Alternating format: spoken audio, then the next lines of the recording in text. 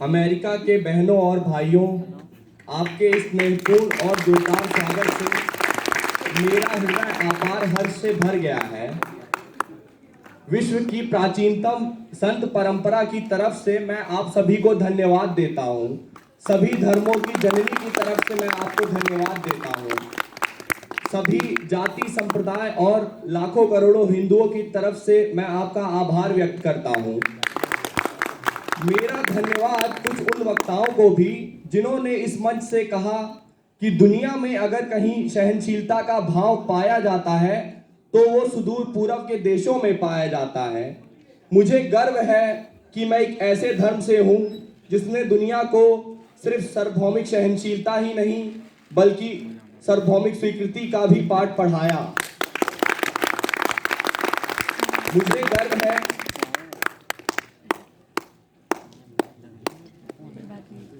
हम सिर्फ सार्वभौमिक सहनशीलता में ही विश्वास नहीं रखते बल्कि विश्व के सभी धर्मों को सत्य के रूप में स्वीकार करते हैं।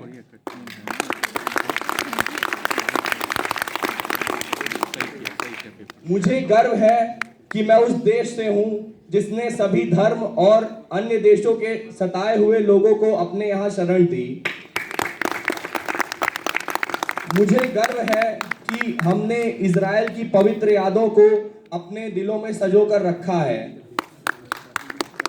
जिनमें उनके धर्म स्थलों को रोमन हमलावरों ने तहस नहस कर दिया था और फिर उन्होंने दक्षिण भारत में शरण ली थी। मुझे गर्व है कि मैं एक ऐसे धर्म से हूं जिसने पारसी धर्म के लोगों को शरण दी और उन्हें बढ़ने में मदद की। भाइयों, मैं आपको एक श्लोक की पंक्तियां सुनाना चाहूंगा जिन्हें मैंने बचपन से स्मरण किया है, दोहराया है और जो लोग रोज लाखों करोड़ों लोगों द्वारा दोहराया जाता है।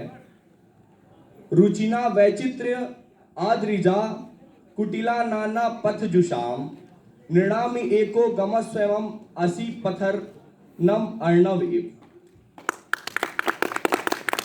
इसका अर्थ है कि जिस तरह अलग अलग स्रोतों से निकली नदियां अंत में समुद्र में समा जाती हैं, उसी तरह मनुष्य अपनी इच्छा के अनुसार अलग अलग मार्ग चुनता है, जो देखने में भले ही अलग हो मगर सभी मार्ग ईश्वर तक ही जाते हैं। सांप्रदायिकताएं, कट्टरपंथी और इसकी भयानक वंशज हठ धर्मिता लंबे समय से पृथ्वी को जकड़े हुए हैं। न जाने कई बार ये धरती खून से लाल हुई है, विनाश हुआ है और न जाने कितने देश नष्ट हुए हैं। अगर ये भयानक राक्षस ना होते आज मानव समाज कहीं और ज्यादा उन्नत होता, लेकिन अब उनका समय पूरा हो चुका है। मुझे उम्मीद है कि आज इस सम्मेलन में हठ धर्मिताएं और सभी दुर्भावनाओं का नाश होगा।